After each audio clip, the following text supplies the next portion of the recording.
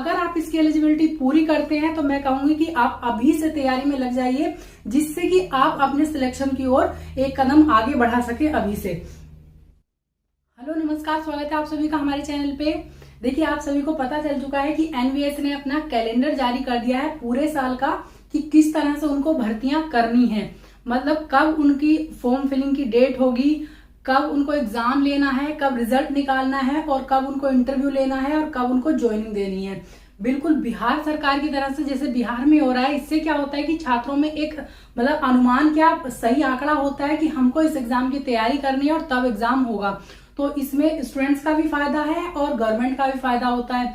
तो इसीलिए देखिए, नवोदय विद्यालय ने भी अपना कैलेंडर जारी किया है। बस एक यूपी ही ऐसा है जो कि ना तो कैलेंडर जारी कर रहा है और ना ही एग्जाम ले रहा है। चलिए, इसकी बात बाद में करेंगे। पहले हम बात कर लेते हैं कि नवोदय विद्यालय का जो नोटिफिकेशन है उसमें उन्होंने क्या क्या बातें कही हैं और कौन कौन इस फॉर्म को भर सकता है और सीट एडिशन में लगेगा या नहीं लगेगा, या इंटरव्यू इसमें होता है या नहीं, ये सारी बात करेंगे। तो वीडियो बहुत छोटी सी है लेकिन सारी चीजें आपको डिटेल में बताने की कोशिश करूंगी। एंड तक बने रहिएगा और चैनल पे पहली बार विजिट कर रहे हैं तो चैनल को सब्सक्राइब कर लीजिएगा और वीडियो को लाइक कर दीजिएगा। देखिए, नवोदय विद्यालय समिति की ओर से ऑफिशियल नोटिफिकेशन 2024 के लिए ये डिक्लेयर हुआ है, लेकिन आगे आने वाले टाइम में यही रहेगा, इसी तरह से भर्तियां होंगी। तो देखिए, 30 जून को ये लोग बताएंगे पदों की संख्या क्या है जो इस साल में भी रहने वाली है। नहीं तो अगले साल का ही वो 30 जून में बता दिया करेंगे। जैसे कि आपका 2025 है, उसकी भी भर्तियां कितनी वो निकालेंगे ये बता देंगे आपको 30 जून को ही। ये डेट 30 जून है। तो अभी जो भर्तियां आएंगी 2024 के लिए वो अनुमानित हैं 10,000 के लगभग। ठीक है, ये भर्ती कोई कम नहीं होती है, लेकिन इस चीज को बताने का हमारा मकसद भी ये होता है क्योंकि नोटिफिकेशन आने के बाद अगर आप तैयारी करते हैं तो उसमें तैयारी अधूरी रह जाती है कहीं ना कहीं। अगर आपको पहले से पता है कि ये हमको इस एग्जाम की तैयारी करने हैं और इस टाइम पे फॉर्म निकलेंगे तब इसका एग्जाम है, तो आपका सिलेक्शन इसमें पक्का हो जाता है क्योंकि आप पहले से तैयारी कर रहे होते हैं। तो इसमें आपको पता चल चुका है। अगर आप इसकी एलिजिबिलिटी पूरी करते हैं तो मैं कहूंगी कि आप अभी से तैयारी में लग जाइए, जिससे कि आप अपने सिलेक्शन की ओर एक कदम आगे बढ़ा सके अभी से। क्योंकि आपको पता चल गया कि आपको टीचर बनना है, ये एलिजिबिलिटी आप पूरी करते हैं तो आपको तैयारी में लग जाना चाहिए। देखिए, 30 जून को पता चल जाएगा, लेकिन 10,000 वैकेंसीज इस साल में अनुमानित हैं। 15 जुलाई को आपको वैकेंसी का नोटिफिकेशन आएगा। मतलब 15 जुलाई से आपकी फॉर्म फिलिंग होगी, है ना। ये जो आने वाली 15 जुलाई है। और आधार क्या होगा, देखिए कितने पद रिक्त हुए हैं ये किस तरह से बताया करेंगे, कितने लोग रिटायर हुए हैं, कितने ट्रांसफर हुए हैं, कितने नए पद जो सृजित होते हैं वो हैं, या किसी ने जॉब छोड़ दिया है या कहीं और चले गए हैं। इस आधार पे जितने भी पद खाली होंगे सबको आपको बता दिया जाया करेगा 30 जून को। ठीक है, तो ये तो श्योर हो गया कि इनकी जो है वैकेंसी निकल जाया करेगी और 30 जून को पता चल जाया करेगा आपको। सेंट्रल गवर्नमेंट की जॉब है और लगभग हर स्टेट के हर जिले में ये विद्यालय होते हैं। बहुत अच्छी सैलरी है। सैलरी की बात हम इसलिए करते हैं क्योंकि सैलरी सबसे बड़ा मोटिवेशन होता है, तो उसको बताना थोड़ा जरूरी है।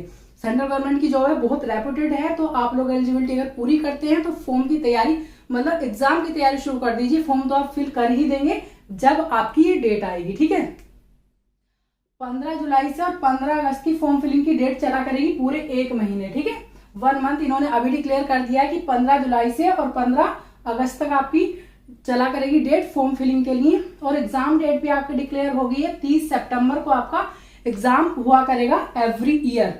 ठीक है, तो आपके पास अभी भी बहुत अच्छा मौका है, काफी टाइम है, तैयारी शुरू करिए।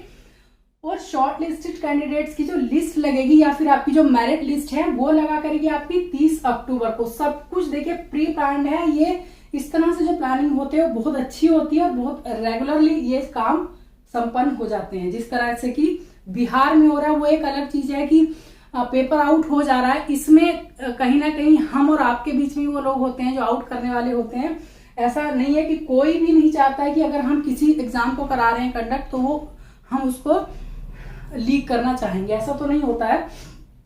तो पॉजिटिविटी बनाए रखिए, ये दिमाग में मत रखिएगा कि पेपर लीक हो जाएगा। अभी कुछ लोग आ जाएंगे कमेंट बॉक्स में कि पेपर लीक होगा, ये होगा वो होगा। तो दिमाग में पॉजिटिविटी बनाए रखिए, अपने आप तैयारी कीजिए। ठीक है, और देखिए रिजल्ट आएगा आपका नवंबर में।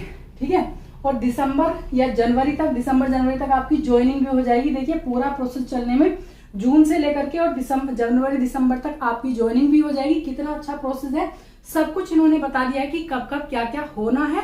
तो आपको भी अपनी तैयारी शुरू कर देनी चाहिए कि वैकेंसी आएंगी श्योर। वो घट बढ़ सकती है सीटों की संख्या, इस बार 10,000 बता रहे हैं, आगे आ सकता है 9 हो जाए, 12 हो जाए, या कम भी हो जाए, ज्यादा भी हो जाए, ऐसा कुछ हो सकता है, लेकिन वैकेंसी जरूर आएगी। ठीक है, आप सब पता चल गया है। तो इसमें आपको बताइए अभी एज के बारे में अलग से कुछ नहीं कहा गया है, जो पहली पुरानी एज लिमिट है वही उसी को आधार अभी माना जा रहा है। अभी नए नोटिफिकेशन में आने के बाद पता चलेगा कि कितनी एज लिमिट ये रखेंगे। वैसे घटाना बढ़ाना होगा नहीं, क्योंकि अभी रिसेंट में ही कुछ चेंजेस हुए थे। और अगर आपने सीट ऐड कर रखा है तो सीट ऐड भी इसमें जरूरी है टीजीटी के लिए। टीजीटी पीजीटी की पोस्ट होंगी ये।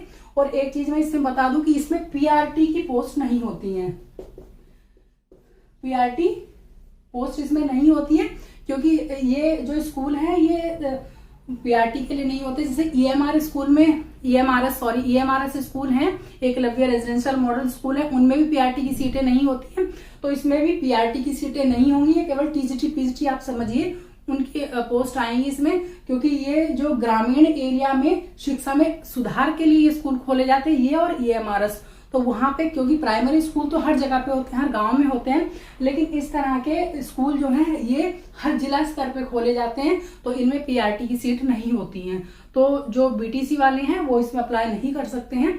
इसमें केवल बीएड वाले टीजीटी पीजीटी पोस्ट के लिए अप्लाई कर सकते हैं। और सीटेट का पेपर सेकंड इसमें टीजीटी के लिए जरूरी होता है। तो ये मेन बातें थी कुछ। तो अगर आप एलिजिबिलिटी पूरी करते हैं तो जरूर तैयारी अपनी शुरू कर दीजिए अभी से, बिल्कुल। और अगर आप टीजीटी पीजीटी इंग्लिश की तैयारी करते हैं किसी के लिए भी, जैसे यूपी टीजीटी पीजीटी हुआ है, इनकी भी, तो हमारे चैनल से जुड़े रहिएगा, मैं इस पे तैयारी कराती हूँ।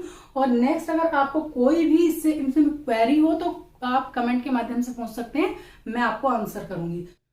तो अगर आप तैयारी करना चाहते हैं तो आई होप सिलेबस आपको पता होगा कि टीजीटी में आपके कौन कौन से सब्जेक्ट होते हैं, और पीजीटी तो होता ही सब्जेक्ट स्पेसिफिक है।